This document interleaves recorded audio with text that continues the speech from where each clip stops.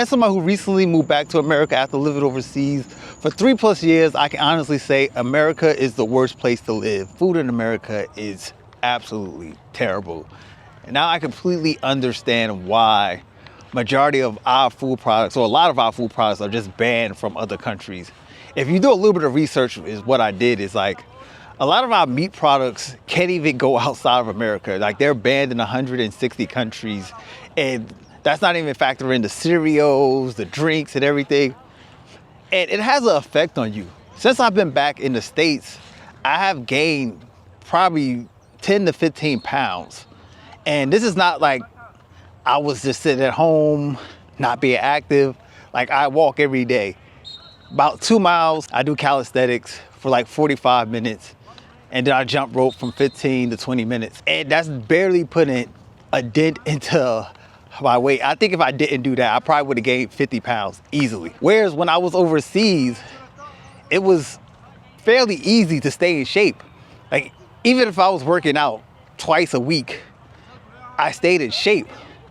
And I think a lot of that is because of the food that we're eating in America. Like they got like lab grown meat now. Like who knows what they're putting into the food. There is no sense of community. You don't really get a chance to interact with people, whether that be your friends, your family. The closest you get to interaction is being on social media, going on a live stream or something like that. I am currently in New Jersey. New Jersey is one of the most densely populated states in America. And when I walk around the streets of Elizabeth, Newark, they're like empty. The only time you will find people is probably like by a bus stop or a train station.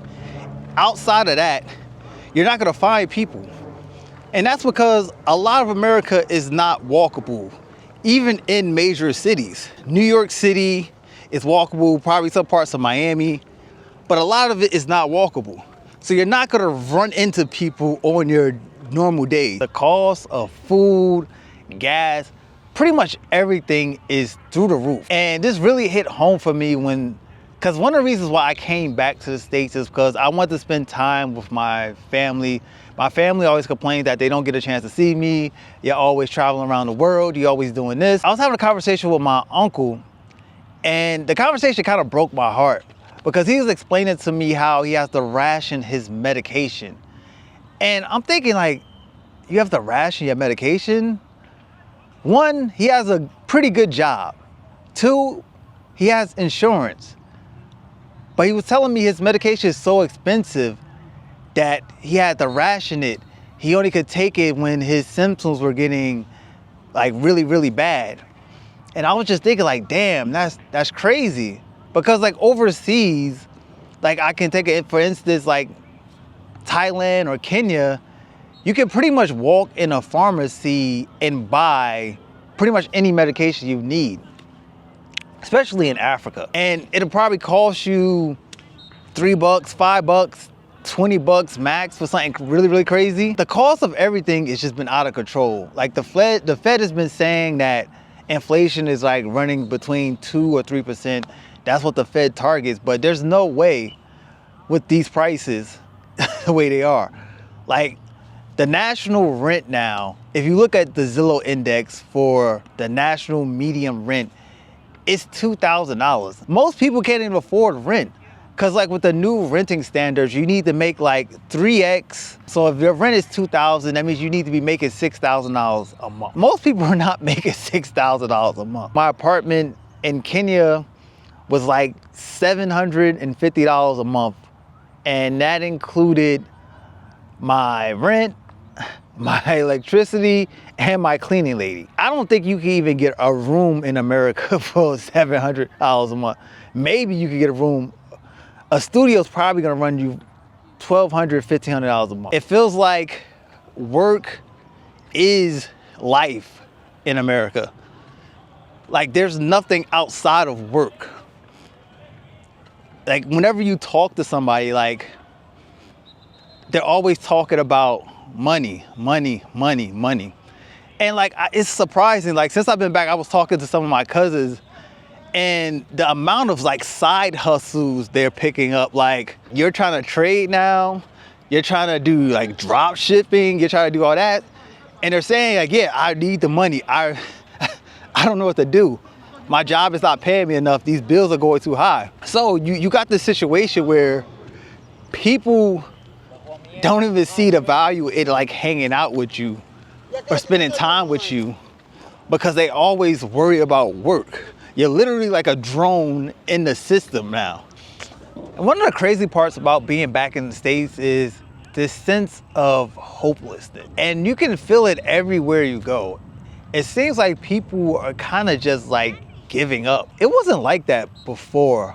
Before I used to say like the States was bad, like, okay, social life is terrible, the food is getting worse, okay, things are expensive. But now it just seems like people have no hope. Like I'm talking to people and people are seeing I'm back and they're looking at me like, you're back here? Why are you here? I'm trying to get out. And that's something new that I didn't have before. Cause like before people used to look at me crazy, like, why would you want to leave America? You're gonna go live in Tanzania, you're gonna go live in Thailand, you're gonna go live in Kenya. Like people used to think like I was insane for leaving America. Like America's supposed to be the land of opportunity, the American dream.